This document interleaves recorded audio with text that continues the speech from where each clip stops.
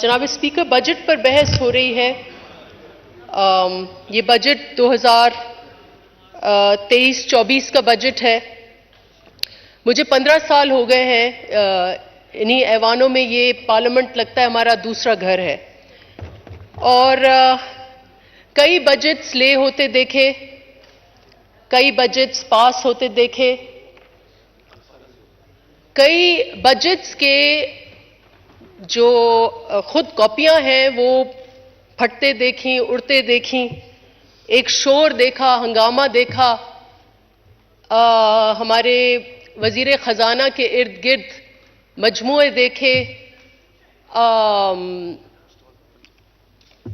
بہت سارے مظاہرے بھی دیکھے۔ لیکن یہ بجٹ اس لیے بھی شاید کچھ یاد رہے گا کہ اتنا سناٹا اس بجٹ میں، ایک ویرانہ سا، ایک خاموشی سی، اس سے بہت کوفت ہوتی ہے مجھے۔ آئی ایم شور کہ ہمارے اندر سٹاف نے بھی یہ فیل کیا کہ میڈم یہ اور بجٹس کی طرح نہیں ہے، تو ایک رونق مسنگ ہے۔ اس کا کون ذمہ دار ہے؟ یقیناً اس پہ بحث ہو سکتی ہے۔ میں کیونکہ ہاؤس میں اندر بیٹھی ہوئی ہوں، میں تو یہ کہوں گی کہ وہ منفی سوچ اس کی ذمہ دار ہے جس نے نو کانفیڈنس کے بعد فیصلہ کیا کہ اس ہاؤس کا رخ نہیں کریں گے، سڑک کا رخ کریں گے، اسمبلیاں توڑیں گے۔ میری سوچ تو یہ کہتی ہے کہ وہاں قصور ہے، لیکن شاید وہاں کا کوئی پس منظر ہو کہ جس میں ہو سکتا ہے کہ ادھر بھی کوئی ایفرٹ نہ ہوا ہو کہ اس ٹوٹے ہوئے گھر کو ہم کیسے جوڑ سکیں۔ جناب اسپیکر، اس پہ دوسری رائے نہیں ہے کہ ہمارا سسٹم جو ہے وہ بریک ہو چکا ہے، اور ہم کو، آپ جیسے لوگوں کو جن کا تجربہ وسیع ہے، یہ سیاسی جماعتیں جن کا تجربہ وسیع ہے، یہ اب ان پہ ذمہ داری عائد ہوتی ہے کہ اس سسٹم کو ہم کیسے جوڑیں۔ جناب اسپیکر، کیونکہ بجٹ اتنا کاغذوں کا گورکھ دھندا ہوتا ہے، تو میں نے نوٹس کیا ہے کہ ہمارے جو ممبرز ہیں وہ شعر و شاعری بھی اس میں لے کے آتے ہیں کہ کوئی فیلنگ لے کے آئیں۔ تو میں نے یہ ایسی کیفیت ہے کہ ہمارے ہاؤس میں ایک سناٹا سا ہے، ویرانہ سا ہے، تو میں نے بھی ایک شعر اس کے لیے ڈھونڈا ہے، کیونکہ باہر جو کیفیت ہے، جو ہمارے عوام کی کیفیت ہے، اس کا، اور اندر ایک صحرا ہے، اس کے اوپر ایک میں شعر ڈھونڈ کے لائی ہوں اور میں یہ پڑھنا چاہوں گی۔ اس صحرا کو بہت ناز ہے ویرانے پہ اپنی، واقف نہیں شاید میرے اجڑے ہوئے گھر سے۔ جناب اسپیکر، باہر حالات ہم سب کو پتہ ہے، ہم اپنے اپنے حلقوں میں جاتے ہیں، بہت پریشانی ہے، بہت زیادہ پریشانی ہے۔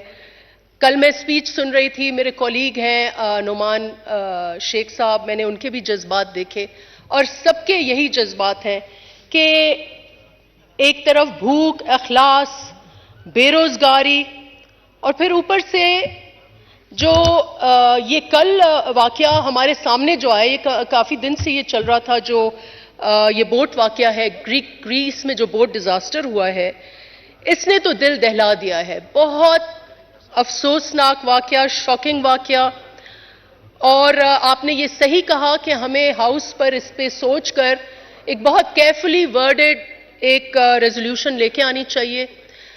اس موقع پر میں اظہار افسوس کروں گی وہ سارے ہمارے نوجوان بھائیوں، ان کے خاندانوں کو جو اس کرب سے گزرے ہیں، اور اس کے دو پہلو ہیں۔ جناب اسپیکر، میں یہ چاہوں گی کہ یہ ہاؤس ضرور ریزالو کرے کہ اس پہ ایک پرائم منسٹریل کمیٹی، میں سمجھ اس سے بڑھ کر یہ سانیہ ہوا ہے، ایک کمیشن قائم کی جائے، اور اس پہ پورا کے پورا نیٹ ورک جو ہے، اس میں لوکل نیٹ ورک کیا ہے، نیشنل نیٹ ورک کیا ہے، اور اس میں یقیناً ایک مافیا ضرور انوالو ہوگا، اور ہمارے جو اس میں جیسے بات ہوئی کہ سرکاری ایجنسیز، یہ تو ہو ہی نہیں سکتا کہ ان کا عمل دخل نہ ہو، ان کو بھی اس انویسٹیگیشن میں دائرے کار میں لے کے آیا جائے. میں پڑھ رہی تھی کہ کل ایف آئی اے نے کوئی چھاپے واپے مارے ہیں, لیکن ایف آئی اے خود should be a site of scrutiny.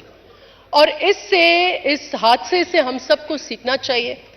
دوسرا, اس کا جو دوسرا اینگل ہے وہ یہ کہ یہ صرف لوگ کوئی بہتر زندگی کے تلاش میں نہیں ہے. ہمیں یہاں پر پھر یہ بجٹ اور اس ملک کی معیشت پھر آ جاتی ہے کہ یہاں ہم کیا کنڈیشنز ہیں. اس وقت پاکستان میں ایک یوتھ بلج ہے. 70% population of Pakistan is under 30.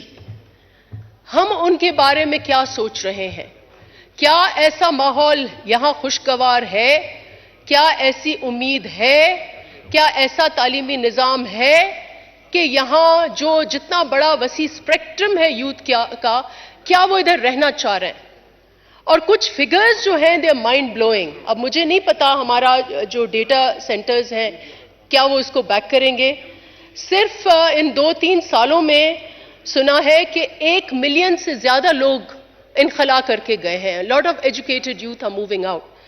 اور اسی طریقے سے اگر ہم اپنی انڈسٹری میں دیکھیں تو میجر شٹ ڈاؤن ہے جناب اسپیکر, اور یہ بہت تشویش کا باعث ہے. اور اس لیے میں کہہ رہی ہوں کہ یہاں ہم نے ایک صحرا بنایا ہوا ہے.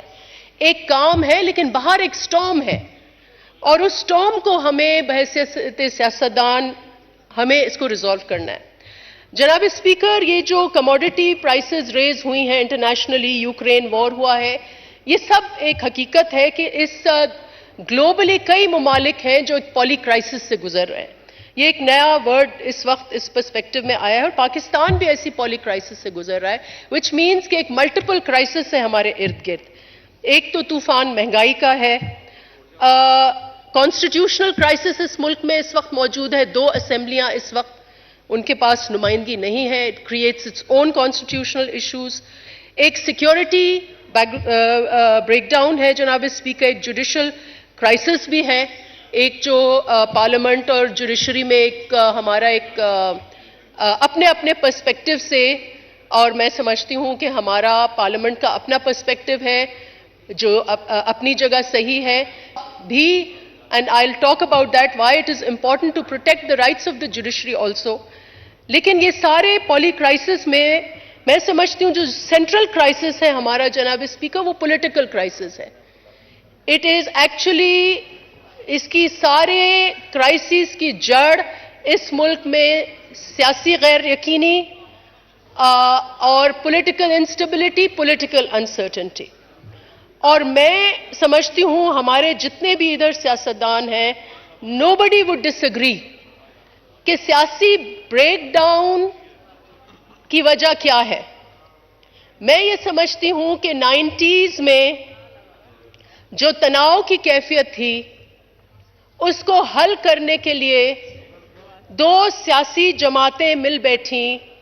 یہ بھی 90s میں اور 2000s میں ہوا, اور ایک انہوں نے ڈاکیومنٹ سائن کیا جس کا نام تھا چارٹر آف ڈیموکریسی. اور یہ چارٹر آف ڈیموکریسی اس سیاسی تناؤ کا حل تھا, کیونکہ 90s میں یہی پالیٹکس ہو رہی تھی.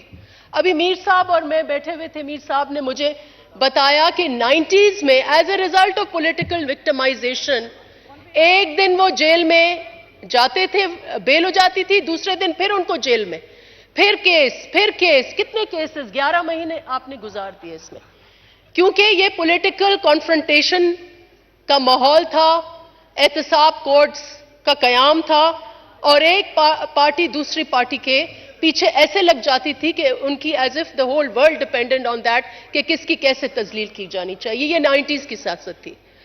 اور اس کے بعد جب ڈکٹیٹر آیا تو دونوں سیاسی پارٹیوں نے یہ سبق سیکھا کہ اگر ہم پولیٹیکل نظام بحال نہیں کریں گے تو پھر بریک ڈاؤن ہوگا نظام کا, اور وہی ہوا. اور پھر اسی لیے چارٹر آف ڈیموکریسی جناب speaker is going through the language of charter of democracy, and I would ask each and every member to go through that language. اس کا ہر لفظ آج کے ماحول کے لیے اتنا ہی الائیو ہے, اتنا ہی موزوں ہے جتنا اس وقت تھا.